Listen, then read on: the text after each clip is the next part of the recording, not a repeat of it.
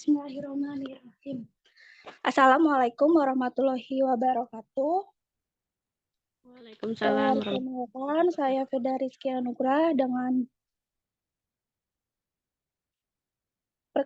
nama saya Feda Rizky Anugrah dengan nomor induk mahasiswa 18720500082. Jadi di hari ini saya akan mempresentasikan tentang pendekatan kepemimpinan dengan dosen pengampu Bapak Karyadi SPD MM.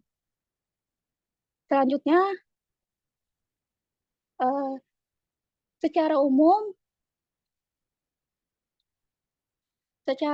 definisi kepemimpinan dapat dirumuskan sebagai berikut. Kepemimpinan berarti kemampuan dan kesiapan yang dimiliki oleh seseorang untuk dapat mempengaruhi, mendorong, mengajak, menuntun, menggerakkan, mengarahkan, dan selanjutnya berbuat sesuatu yang dapat membantu tercapainya suatu tujuan tertentu yang telah ditetapkan. Kemudian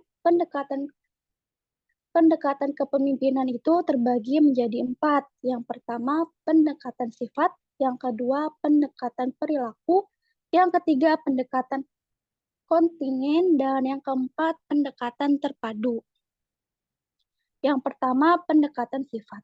Pendekatan sifat didasari asumsi bahwa kondisi fisik dan karakteristik pribadi adalah penting bagi kesuksesan pemimpin. Hal tersebut akan menjadi faktor penentu yang membedakan antara seseorang pemimpin dengan bukan pemimpin. Sifat-sifat pokok itu biasanya meliputi yang pertama, kondisi fisik, yaitu energik, tegap, kuat, dan lain-lain. Kemudian yang kedua, latar belakang sosial. Berpendidikan dan berwawasan luas, serta berasal dari lingkungan sosial yang dinamis. Dan yang ketiga, kepribadian, yaitu adaptif, terus agresif, emosi stabil, populer, dan kooperatif, dan lain-lain. Kemudian yang kedua, pendekatan perilaku. Pendekatan perilaku memandang kepemimpinan dapat dipelajari dari pola tingkah laku dan bukan sifat-sifatnya. Studi ini melihat dan mengidentifikasi perilaku yang khas dari pimpinan dalam kegiatannya untuk mempengaruhi anggota-anggota kelompok atau pengikutnya. Kemudian, perilaku pimpinan ini dapat berorientasi pada tugas keorganisasian ataupun pada hubungan dengan anggota kelompoknya. Pendekatan ini menitik beratkan pandangan pada dua aspek perilaku kepemimpinan, yaitu fungsi-fungsi kepemimpinan dan gaya-gaya kepemimpinan. Yang ketiga, pendekatan kontingen. Dalam pandangan ini dikenal dengan sebutan one best way, satu yang terbaik. Artinya, untuk mengurus suatu organisasi dapat dilakukan dengan perilaku tunggal untuk segala situasi. Padahal, kenyataannya tiap-tiap organisasi memiliki ciri khusus, bahkan organisasi yang sejenis akan menghadapi masalah berbeda, lingkungan yang berbeda, pejabat dengan watak dan perilaku yang berbeda. Oleh karena itu, tidak dapat dipimpin dengan perilaku tunggal untuk segala situasi. Situasi yang berbeda harus dihadapi dengan perilaku kepemimpinan yang berbeda. Yang keempat, pendekatan terpadu. Shirley dan Blanchard memadukan berbagai teori ke dalam pendekatan kepemimpinan situasional dengan maksud menunjukkan kesamaan pada perbedaan di antara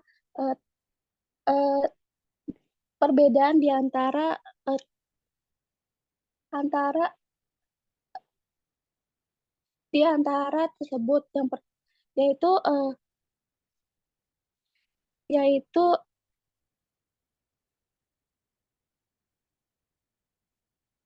yaitu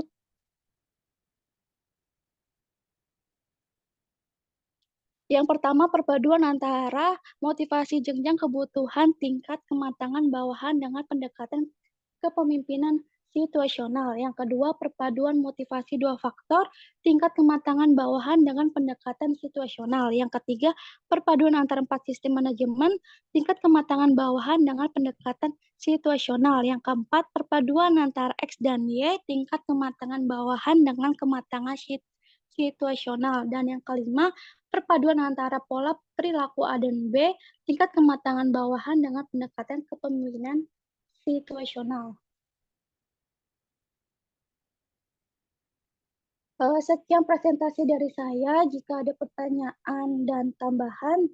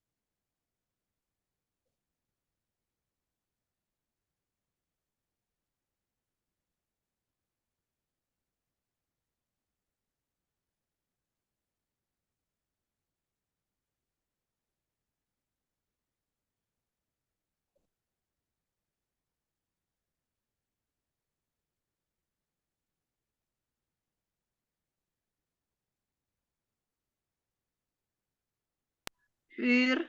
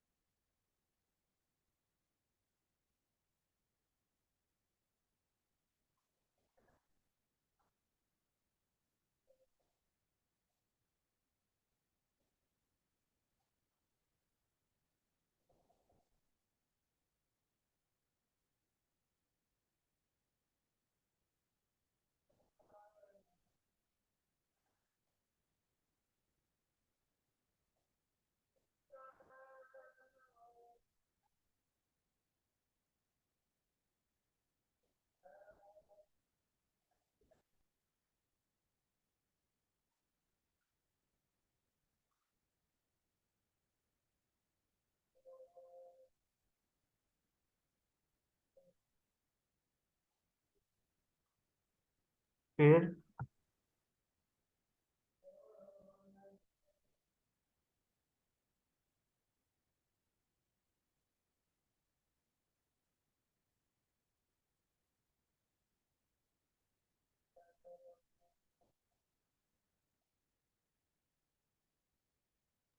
Fir,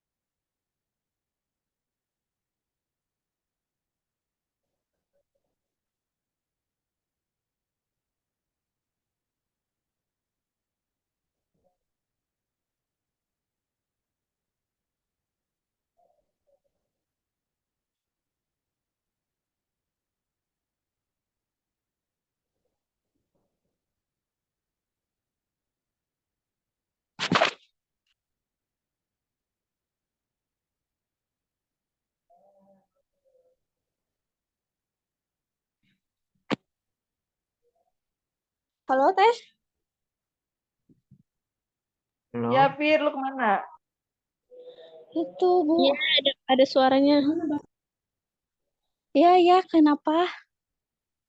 Ya tutup aja kalau udah selesai apa bagaimana? Ya udah. Sekian presentasi dari saya. Mohon maaf jika ada kekurangan dan kesalahan kata. Saya akhiri. Wassalamualaikum warahmatullahi wabarakatuh. Waalaikumsalam. Waalaikumsalam Waalaikumsalam warahmatullahi wabarakatuh. wabarakatuh.